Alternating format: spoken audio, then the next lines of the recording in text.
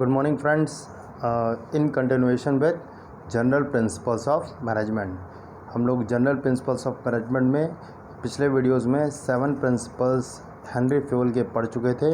Next 7 principles इस video में हम लोग पढ़ेंगे। टोटल 14 प्रिंसिपल्स हैं उनके, जैसा कि हम लोग पिछले वीडियो में पढ़ चुके हैं। तो फ्रेंड्स, नेक्स्ट जो हमारा प्रिंसिपल है वो है सेंट्रलाइजेशन एंड डिसेंट्रलाइजेशन। तो सेंट्रलाइजेशन का इस प्रिंसिपल को समझने के पहले हम लोग सेंट्रलाइजेशन मीन्स क्या होता है और डिसेंट्रलाइजेशन मीन्स क्या होता है इसकी मीनिंग समझेंगे। तो the concentration of decision making authority is called centralisation, whereas its dispersal among more than one person is known as decentralization। मतलब अथॉरिटी सत्ता का अगर केंद्रीकरण रहेगा एक जगह तो उसको केंद्रीकरण कहेंगे, और अगर उसको कई लोगों में बांट दिया जाएगा, अधिकारों को, अथॉरिटी को कई लोगों में अगर बांट दिया जाता है तो उसे डिसेंट्रलाइजेशन कहा जाता है। तो according to Fayol there is a need to balance between these two, subordinate involvement through decentralization with managers retention of final authority through decentralization। ठीक, फ्यूल का कहना था कि जो सबऑर्डिनेट है उनको डिसेंट्रलाइजेशन में मैनेजर के साथ साथ थोड़ा सा उनको भी अधिकार देना चाहिए डिसेंट्रलाइजेशन के थ्रू, लेकिन जो फाइनल अथॉरिटी है वो सेंट्रलाइजेशन के थ्रू खुद अपने पास ही मैनेजर को रखनी चाहिए। इसका मतलब कि जो डिग्री ऑफ सेंट्रलाइजेशन और डिसेंट्रलाइजेशन रहेगा, दोनों को हम लोगों को बैलेंस करके चलाना होता है। कोई भी संस्था पूरी तरह सेंट्रलाइजेशन या डिसेंट्रलाइजेशन में वर्क नहीं कर सकती है, वो अच्छा नहीं होता है। ठीक, हालांकि छोटी संस्थाओं में सेंट्रलाइजेशन होता है। एक दुकानदार है, वो खुद ही मालिक है, बहुत हुआ उसने एक नौकर रख लिया है, 2 नौकर रख लिया है, तो सब कुछ वो अपने जिम्मे रखता है, तो वो सेंट्रलाइजेशन हुआ। और वहाँ वो अच्छा चलेगा भी, क्योंकि वो बहुत ही छोटा बिजनेस का ऑर्गेनाइजेशन है।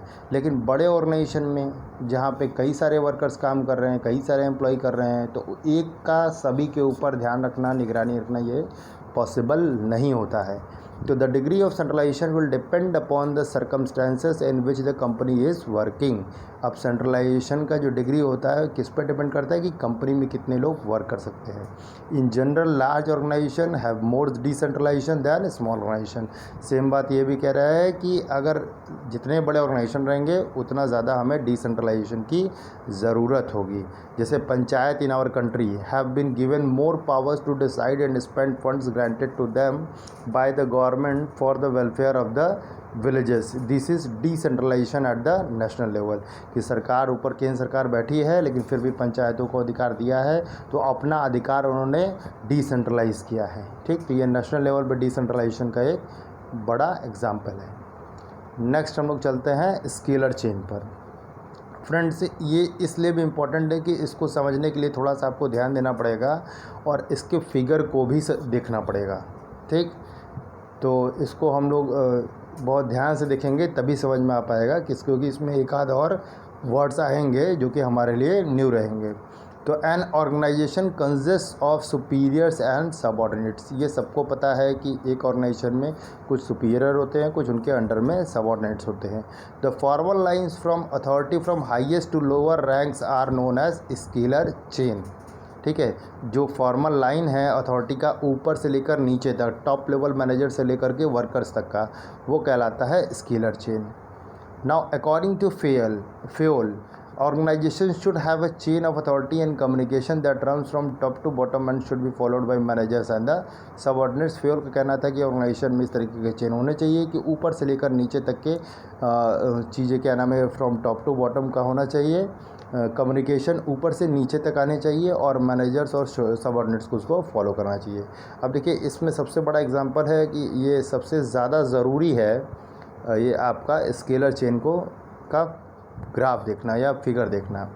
इसमें देखिए, ये सबसे टॉप पर रखा गया है, BCDEF, ये उनके सबऑर्डिनेट्स, मतलब ए के नीचे बी है, बी के नीचे सी है, सी के नीचे डी है, डी के नीचे ई है, ई के नीचे एफ है। सेम पैटर्न में दूसरा है, मान लीजिए LMNOP। ठीक, ये ए के नीचे है, हर एक व्यक्ति एक दूसरे के नीचे है या ऊपर है। ठीक है, ए सबसे टॉप पर है, एफ और पी जो है इसमें सबसे बॉटम में है। तो ये जो लाइन कहलाएगी ए से एफ तक की या ए से पी तक की, वो स्केलर चेन है। वो क्या है, स्केलर चेन है। जो लाइन कहला रही, फिर से ध्यान सुनिएगा, जो ए से एफ तक या ए से पी तक की जो कम्युनिकेशन है वो कहलाएगी स्केलर चेन की। ए बी को बोलेगा, बी सी को कमांड देगा, डी ई को कमांड देगा, अल्टीमेटली एफ तक पहुंचेगा। ठीक, same pattern will be followed in the second line also. ठीक, लेकिन कभी मान लीजिए कोई ज़रूरत पड़ी, जैसे ई लेवल का मैनेजर है तो उसको कोई चीज़ की ज़रूरत पड़ी कम्युनिकेशन की, और अगर वो ई को कुछ कहना है ओ से, तो पहले वो ई डी से कहेगा, डी सी से, फिर बी से, फिर ए से, फिर ए एल से कहेगा, एल से एम से कहेगा, फिर एन से, फिर ओ से।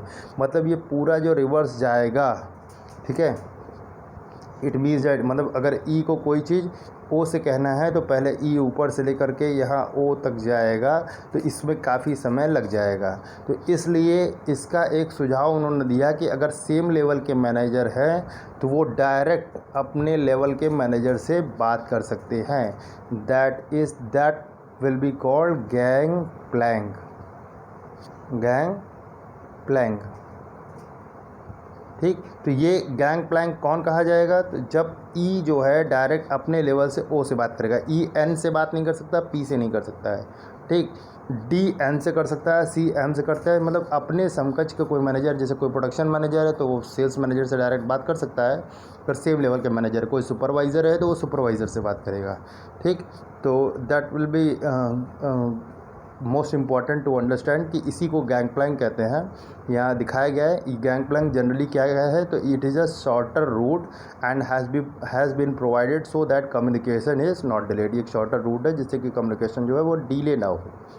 ठीक, तो ये आप लोग समझ गए, स्केलर चेन और gang plank. Now the next one is order. इसमें बड़ा कन्फ्यूज़न होता है बच्चों को। अगर ये बच्चे इसको नहीं जानते होते हैं तो निश्चित है कि ये इसको गलत लिख करके ही आते हैं। वो लिखेंगे, टॉपिक सही लिखेंगे, पर अंदर वो गलत कर देते हैं लिखना। ठीक, मतलब वो टॉपिक लिखेंगे सही, पॉइंट सही लिखेंगे और अंदर एक्सप्लेनेशन गलत कर देते हैं। तो ऐसा क्यों होता है, तो देख लीजिए। तो जनरली ऑर्डर का मतलब यहाँ पे क्या समझ रहा है कि हम लोग कमांड देना, ठीक, किसी को कमांड देना, आज्ञा देना, लेकिन गलत। यहाँ पे इसका ये मीनिंग ही नहीं है। यहाँ पे एक ऑर्डर का मतलब ये होता है कि आप किस ऑर्डर में सामान को रख रहे हैं। ठीक, ऑर्डर का मतलब यहाँ पे क्रम है। ठीक, कौन सी चीज़ें कहाँ पे रख रहे हैं, तो इससे रिलेटेड यहाँ पे वर्ड ऑर्डर है। Means according to Fayol, people and materials must be in suitable places at appropriate time for maximum efficiency. ठीक है, फ्यूल के अकॉर्डिंगली जो पीपल है या मटेरियल्स है उनको अपने अपने जगह पे रहना चाहिए मैक्सिमम एफिशिएंसी के लिए। जैसे सामान है, अब अगर वो अपने प्लेस पे नहीं रह रहा है, तो जैसे एक वर्कर है, वो अगर औजार लेने के लिए जाता है तो बार बार अगर वो एक खुद काम करेगा और एक जगह सही से नहीं रखेगा, तो फिर वो दूसरा वर्कर को जब ज़रूरत पड़ेगी औजार की तो वो ढूंढेंगे, फिर ढूंढने में समय वेस्ट होगा, फिर आएगा वो। ठीक, तो अगर वो एक प्लेस पे सबको मालूम हो कि ये प्लायर्स यहाँ रखा रहता है, ये स्क्रू ड्राइवर यहाँ मिलेगा, तो सभी को कुछ भी कोई काम किया फिर उसको उसी जगह रख दिया, तो खोजने ढूंढने में समय बर्बादी नहीं होगी। ठीक, उसी तरह अगर पर्सन है, सबको पता है कि जो कोई पर्सन है सबका एक ऑफिस होता है। जैसे आपके स्कूल में भी प्रिंसिपल का एक ऑफिस होता है। आप सबको पता है कि प्रिंसिपल से मिलना है तो उनके ऑफिस जाना है। ठीक, टीचर का एक स्टाफ रूम होता है कि टीचर से मिलना है तो या तो वो क्लासरूम में होंगे तो स्टाफ रूम में होंगे, तो ढूंढने में उन्हें समय बर्बादी नहीं होती है। ठीक, तो सबका एक प्लेस होना चाहिए। ठीक है, ऑफिस में तो क्लास वगैरह होना नहीं, कंपनी में होना नहीं। कंपनी में सबके अपने अपने कैबिन होते हैं, अपने अपने चेयर्स होते हैं, और उसी में उनको बैठना है जिससे कि जब जो चाहे वो उनको तुरंत कांटेक्ट कर सके, उसमें समय बर्बादी न हो, इफ़ेक्टिवली और एफिशिएंटली वर्क हो। ठीक, the place for everything and everyone, ठीक है, इन इट्स प्लेस। ठीक, सबको अपने अपने जगह पर रहना चाहिए। Essentially it means that orderliness. ठीक है, if there is a fix place of everything and it is present there, then there will be no hindrances in the activities of business and factories. This will lead to increase productivity and efficiency. I hope that कि आप लोग ये वाला principal अच्छे से समझ गए होंगे। नेक्स्ट है हमारा principle equity. Good sense and experience are needed to ensure fairness to all employees. Equity का मतलब सिंपल, इनका कहने का मतलब है कि एक चाहे मैनेजर हो चाहे वो वर्कर्स हो, ठीक। टॉप लेवल का मैनेजर और वर्कर सबके साथ इक्विटी होनी चाहिए, इक्वली बिहेव होना चाहिए। किसी के लिए ऐसा नहीं होना चाहिए कि ऊपर वालों के लिए अलग रूल है, नीचे वालों के लिए अलग रूल है। आप हमेशा देखते हो कि देश में भी सुनते हो कि बड़े लोगों के लिए अलग रूल है, मज़दूरों के लिए ऐसा नहीं किया जा रहा है, तो उसमें काफ़ी विरोध भी होता है, कुछ लोग कमेंट्स करते हैं, सोशल मीडिया पे भी करते हैं। तो एक तरीके से वो यही देखते हैं कि प्रिंसिपल ऑफ इक्विटी का पालन नहीं हो रहा है, ठीक। जैसे सिंपल सी चीज़ है कि अगर मैनेजर है, वो उसको छुट्टी लेनी है, वो लेट आ रहा है, तो उसका कुछ नहीं हो रहा है, ठीक, उसको कोई पेनल्टी नहीं लगाई जा रही है। लेकिन अगर वर्कर लेट आ रहा है तो उसको पेनल्टी लगाई जा रही है। तो यहाँ पे क्या होगा कि कॉन्फ्लिक्ट्स होगा, ठीक, स्ट्राइक हो सकते हैं। तो इसलिए इस चीज़ को अवॉइड करने के लिए एक रूल होना चाहिए कि अगर लीव का रूल है तो एक जैसा रहे फ्रॉम टॉप टू बॉटम, ठीक है। उनके अकॉर्डिंगली रैंक हो सकता है, पैसा हो सकता है, सुविधाएं हो सकती हैं, लेकिन कुछ चीज़ें जो रूल्स हैं वो मतलब जस्टिस होना चाहिए सबके बिहेवियर में। This principle emphasizes kindliness and justice in the behaviour of managers towards the workers. और एक चीज़ और है कि एक वर्कर को अगर कोई पसंद करता है तो उसको कोई छूट दे रहा है और दूसरे वर्कर को ना मिले, तो इसमें और ज़्यादा कॉन्फ्लिक्ट हो जाता है। उससे फिर वो वर्कर से अंदर ही अंदर डिस्क्रिमिनेशन अगर होता है तो अंदर ही अंदर वो क्या नाम है परेशान रहता है और वो कभी भी अपना 100% नहीं दे पाएगा। There should be no discrimination against any one on account of sex, religion, language, caste, belief और नेशनलिटी। कि ऑफिस में या फैक्ट्री में किसी का सेक्स की वजह से मतलब कि अगर लड़का है तो उसको ज़्यादा पैसा मिल रहा है, लड़की है तो कम है। रिलीजन है, धार्मिक है कि मुस्लिमों को हम नहीं रखते हैं अपने फैक्ट्री में, नहीं काम देते हैं, या हिंदुओं को हम लोग नहीं वर्क करने देते हैं। तो ये सब चीज़ें क्या रहता है कि नहीं होनी चाहिए, ठीक। लैंग्वेज के तौर पे, कास्ट के तौर पे, नेशनैलिटी के तौर पे, तो there should be equity in each and everyone, ठीक। नेक्स्ट है स्टेबिलिटी ऑफ पर्सनल।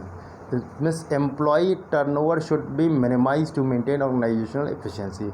इनका फ्योल का कहना है कि पर्सनल का मतलब यहाँ पे ह्यूमन बींग जो भी वर्कर काम करते हों, यहाँ पर्सनल का मतलब फ्रॉम वर्कर टू मैनेजर, सारे लोग। तो जितने लोग भी काम करते हैं उनकी स्टेबिलिटी होनी चाहिए। ऐसा नहीं कि रोज़ मज़दूर आ रहे हैं, 10 आ रहे हैं, 5 छोड़ के जा रहे हैं, फिर दूसरे दिन नया आ रहा है, फिर दूसरे दिन जा रहा है, कोई 2 मैनेजर ज्वाइन कर रहा है, 3 छोड़ रहा है। तो ऐसी चीज़ें नहीं होनी चाहिए, क्योंकि इससे क्या होता है कि ऑर्गेनाइजेशन की एफिशिएंसी ख़राब होती है, ठीक।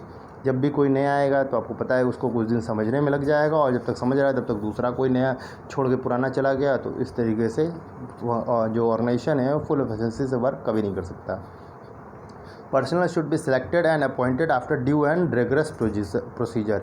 इसीलिए जितने भी पर्सनल हैं उनको जो भी सिलेक्शन का प्रोसेस है उसको बहुत ही अच्छे से प्रोसीजर बनाना चाहिए, ठीक है। कई लेवल्स पे प्रोसीजर आप रख सकते हैं कि जैसे पहले रिटन टेस्ट, फिर या पहले प्री टेस्ट, फिर मेन टेस्ट, फिर इंटरव्यू, इस तरीके से कर सकते हैं, फिर फाइनल इंटरव्यू। तो जिससे कि और उनको ये उसमें इंटरव्यू लेते समय ये ज़रूर पता कर लेना चाहिए कि वो बल्कि वहाँ काम करने के लिए करेंगे तो ऐसे तो नहीं मजबूरी में आ रहे हैं, फिर जहाँ कहीं मिला तो छोड़ के चले जाएंगे। तो हर इंटरव्यूअर जो है वो देखता है, पसंद करता है आज के युग में कि जो हम एम्प्लॉई रख रहे हैं तो हमारे यहाँ उसको ये ज़रूरत है कि नहीं उस काम की। ऐसा तो नहीं कि शौक के कारण कर रहा है, कल के दिन छोड़ के चला जाएगा, तो परेशानी तो होगी ना। तो हर इंटरव्यूअर चाहता है कि हमारे यहाँ वही पर्सन है जो कि हमारे यहाँ टिके कुछ दिन अच्छे से, मतलब they should have stability of tenure, they should be given reasonable time to show results. और उनको फिर अगर वो मतलब कि काफ़ी समय के लिए रहेंगे तो उनको कुछ समय के लिए दिया भी जा सकता है कि ठीक है अपनी आप कैपेसिटी दिखाइए। अब कोई 2 ही महीने के लिए आएगा तो कैसे दिखा पाएगा, और कोई साल भर के लिए आ रहा है या 5 साल के लिए आ रहा है तो उसको महीने, 2 महीने, 3 महीने छोड़ा भी जा सकता है कि ठीक है वर्क नहीं कर रहा है तो धीरे धीरे सीख जाएगा और करेगा, ठीक। अभी वो नया है, ठीक। तो they would be tend to leave the organisation. Recruitment, selection and training cost will be high. अगर बार बार लोग छोड़ेंगे, पकड़ेंगे तो जब आएंगे तब आपको ट्रेनिंग देनी होगी। तो जो ट्रेनिंग कॉस्ट है या बार बार सिलेक्शन निकालना होगा, रिक्रूटमेंट निकालना होगा, सिलेक्शन करना होगा, तो इन सब का कॉस्ट भी काफ़ी बढ़ जाएगा। और जैसे एक बार आपने ले लिया, वो कर्मचारी रिटायरमेंट तक है, तो आपका बार बार वो selection process, recruitment process, training process नहीं कराना पड़ेगा, वो सब पैसा आपका कंपनी का बचेगा, ठीक। तो this was the principle of stability of personnel. Now we will move to the next, that was initiative, ठीक। नेक्स्ट है initiative. Worker should be encouraged to develop and carry out their plans for improvements, ठीक है। Workers को हमेशा encourage करना चाहिए कि वो नए नए प्लान्स ले। ऐसा नहीं कि तुम्हारी कैसी हिम्मत हुई कि तुमने मेरे सामने ये बोल दिया, अब तुम बताओगे हमें कि कैसे काम करना है। ये सब जो स्टेप्स है या ये सब जो लैंग्वेज है, डायलॉग है, अक्सर मैनेजर्स के द्वारा सुनी जाती है। ये बिल्कुल नहीं होना चाहिए। मैनेजर्स को या किसी भी पर्सन को हमारे लाइफ में भी हमको ये हर वक्त सीखने के लिए रेडी रहना चाहिए, चाहे वो हमसे छोटा ही क्यों ना बता रहा हो, हमसे जूनियर ही क्यों ना बता रहा हो। ठीक, अगर वो कुछ अच्छी चीज़ है बता रहा है, आप उसको सुन लीजिए, भले ही आप उस पर अप्लाई मत कीजिए। ठीक है, फिर अगर आपको गलत लगे तो उसको समझा भी दीजिए, हो सके तो, नहीं तो छोड़ दीजिए। ठीक, तो it is thinking out and executing the plan. ठीक है, वर्कर्स को हमेशा मोटिवेट करना चाहिए कि वो करके आए, क्योंकि अल्टीमेटली प्रोडक्शन वही कर रहे हैं, अल्टीमेटली फाइनल काम तो वही कर रहे हैं ग्राउंड पे, तो उनको ज़्यादा पता होगा क्या परेशानियां हैं। तो उनकी परेशानी को सुनिए, उसको दूर करना चाहिए, उनको हमेशा मोटिवेट करना चाहिए कि वो अपनी अपनी बातों को, अपने सजेशन को रखें और उसको कोशिश करना चाहिए कि अपने प्लान में एग्जीक्यूट कर सके।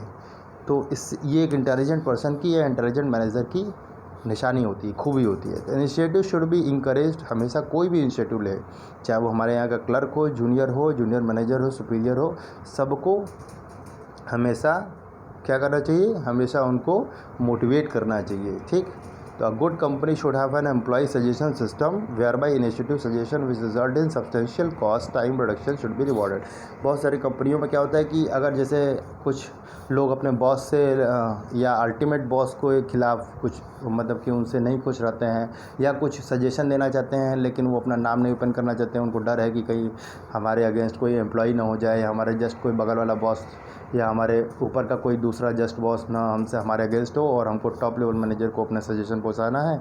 तो कुछ कंपनीज़ क्या होते हैं, सजेशन बॉक्स बनवा देती हैं कि उसमें कोई भी व्यक्ति अपना कुछ भी सजेशन लिख करके लेटर बॉक्स की तरह डाल देता है और उसको फिर टॉप मैनेजर्स उसको एक इंटरवल्स पे उसको देखते रहते हैं। तो ये भी एक अच्छी पहल है और कई सारे सिस्टम्स हो सकते हैं। ठीक है, सजेशंस, अब तो न्यू टेक्नोलॉजी आ गई है, तो मेल कर देते हैं लोग, सजेशंस के लिए एक मेल बना देते हैं, व्हाट्सएप नंबर दे देते हैं। तो हमेशा इनिशिएटिव को एनकरेज करना चाहिए। नेक्स्ट और द मोस्ट इम्पॉर्टेंट कि इसके वर्ड से आप नहीं पता लगा सकते कि ये कहना क्या चाह रहा है। ठीक, तो इसीलिए इसका जो अंदर जो भी इसके टॉपिक के अंदर ये एक्सप्लेनेशन है, इसको समझना ज़रूरी है। वर्ड है एस्पिरिट द कॉर्प्स। ठीक, इसका मैंने एक आम आदमी तो इसको नहीं समझ पाएगा। ठीक है, तो इसीलिए हमको जब याद रखेंगे कि इसका मतलब क्या होता है, तभी हम लोग लिख पाएंगे अपने से। तो management should promote a team spirit of unity and harmony among employees according to Fayol. Spirit de corps का मतलब होता है कि टीम स्पिरिट। ठीक है, कॉर्प्स में टीम स्पिरिट रहना चाहिए। यहाँ पे इसका मतलब कि जो मैनेजमेंट होता है, तो मतलब एम्प्लॉयज़ के बीच में टीम स्पिरिट होनी चाहिए, यूनिटी होनी चाहिए, हार्मनी होनी चाहिए। टीम स्पिरिट जैसे क्या है, हर एक टीम में जब तक एकता नहीं होती है, आपस में सामंजस्य नहीं होता है, तो वो टीम जीत नहीं सकती है। चाहे वो खेल का मैदान हो, चाहे वो सेना का युद्ध हो, चाहे वो कंपनी का एक मैनेजमेंट हो। ठीक, तो management should promote team work specially in large organisation because otherwise objectives should be difficult to realise. अगर टीम वर्क नहीं है तो बड़े ऑर्गेनाइजेशन में बहुत दिक्कत होती है। It will also result in a loss of coordination. वहाँ पे फिर कोऑर्डिनेशन का लॉस होने लगेगा। एक मैनेजर को आई की जगह वी रखना चाहिए हर वक्त। ठीक, मतलब हर वक्त इस्तेमाल करना चाहिए कन्वर्सेशन में भी वर्कर के साथ, कि जिससे टीम स्पिरिट लगे कि मैं नहीं कर रहा हूँ, मैं ऑर्डर नहीं दे रहा हूँ, हमको करना है। ठीक, हम सबको मिलकर करना है, हम सबको ये जंग जीतनी है, हम सबको इस प्रोडक्शन टारगेट को अचीव करना है। ठीक, इस तरीके से बात करनी चाहिए। मैं की जगह अगर हम का इस्तेमाल होता है तो वो ज़्यादा टीम स्पिरिट को दर्शाता है। तो हम भी कोशिश करेंगे कि हम लोग अपने जीवन में मैं की जगह ज़्यादातर हम का इस्तेमाल करें। This will give rise to a spirit of mutual trust and belongingness among team members. ठीक, ये एक ट्रस्ट और बिलोंगिंगनेस का स्पिरिट को जो है वो जगाता है। It will also minimise the need for using penalties. और जब टीम स्पिरिट रहेगा तो पेनल्टी देने की ज़रूरत ही नहीं पड़ेगी, गलतियाँ कम होंगी। ठीक, तो finally this was all Fayol's 14 principles of management. ठीक, इसको हम लोगों ने थोड़ा डिटेल में पढ़ा है। फिर से अगर आप लोग कहेंगे तो एक वीडियो और बन जाएगा, उसमें 14 प्रिंसिपल को सभी को शॉर्ट में 1-1, 2-2 लाइन में समझाया गया रहेगा। इन 14 प्रिंसिपल को कैसे याद रखें, क्योंकि सबसे बड़ा टास्क ये है कि आपको पूरे 14 प्रिंसिपल्स के नाम याद होने चाहिए।